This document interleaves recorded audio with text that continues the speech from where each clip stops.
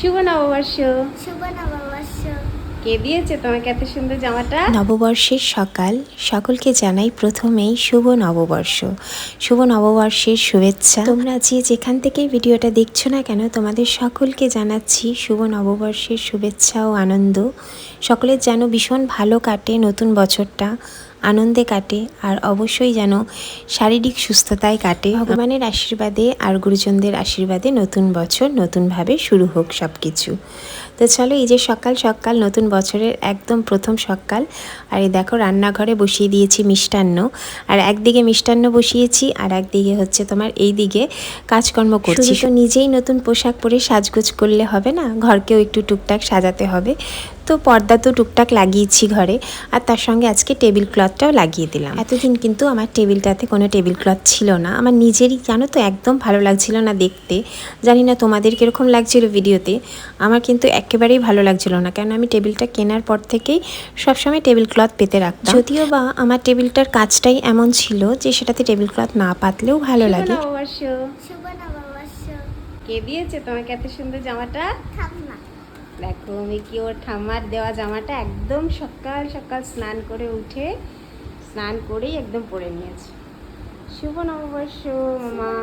শুভ নববর্ষ মা। বলো নতুন বছর নতুন বছর সবার ভালো কাটুক। বলো নতুন বছর সবার সবার ভালো কাটুক। Very good. Very good. মামা কেমন লাগছে তোমার টেবিলটা? ভালো। ভালো লাগছে? তো ওদিকে তো আমার চাটনি পায়েস মানে মিষ্টান্নগুলো বানানো হয়ে গেছে। তারপরে একটু ঘরটাকে টুকটাক পরিষ্কার পরিচ্ছন্ন গোছগাছ করে এই যে একদম সবাই আমরা স্নান সেরে রেডি হয়ে নিয়েছি, নতুন জামা পরে নিয়েছি। তবে চাই বলো নাই বলো বাবা, নতুন জামা পরে তো প্রায় মানে জীবন যায় যায় অবস্থা। এতটাই চরম গরম ছিল কালকে, মানে গতকালকে আর কি। আর এদিকে তো যাই বলো নাই বলো, পয়লা বৈশাখ তো একেবারে মাথায় উঠে যাচ্ছিল এই, আর সেই রকম ছিল রোদ। দেখো আমরা কিন্তু বেশি দূরেও যাব না, যাব হচ্ছে আমার বাবার বাড়িতে। তো সেখানেই খাওয়া দাওয়া হয় আমাদের প্রতি বছর পয়লা বৈশাখের দিন, নিয়ম করে সেখানেই আমরা খাওয়া দাওয়া করি দুপুরে। তো সেই জন্য সকলে রেডি হয়ে বেরিয়েছিলাম আর কি। কিন্তু বেশি দূর যাব না, একেবারে 2 পা ফেললেই কিন্তু বাড়ি। কিন্তু তবুও যেন এইটুকু হাঁটতেই রোদে যেন অবস্থা খারাপ হয়ে যাচ্ছিল সত্যি। আর তার উপরে তো দুপুরে খাওয়া দাওয়া করার সময় উফ কী যে গরম ছিল।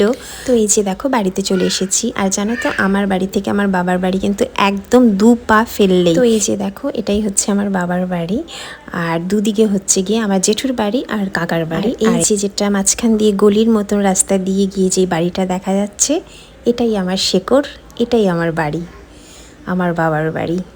তো চলো এসে গেছি পয়লা বৈশাখের দিন। এখানে কিন্তু বিরাট আনন্দ আয়োজন চলছিল, কারণ হচ্ছিল গিয়ে একে তো পয়লা বৈশাখের খাওয়া দাওয়া, তার উপরে ছিল আর একটা হচ্ছে গিয়ে উপরি পাওনা। সেটা তোমরা কিন্তু পরের ভিডিওতে দেখতে পারবে, দারুণ মজাদার বিষয়, সেটা দারুণ আনন্দেরও বিষয়। আর ওদিকে দেখো খাওয়া দাওয়া সারতে সারতে আমার বোন হঠাৎ চিৎকার দিয়ে বলে, দেখবি আই কি বিরাট সাপ।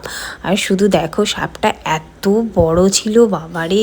সমানে এই পেছন বাড়ির দাদাদের জানালাটা যদি খোলা থাকতো ভাগ্যিস, ও জানো তো জানালাটা দিয়ে ঢোকার চেষ্টা করছিল ভীষণভাবে, ভাগ্যিস কিন্তু ঢুকতে পারেনি।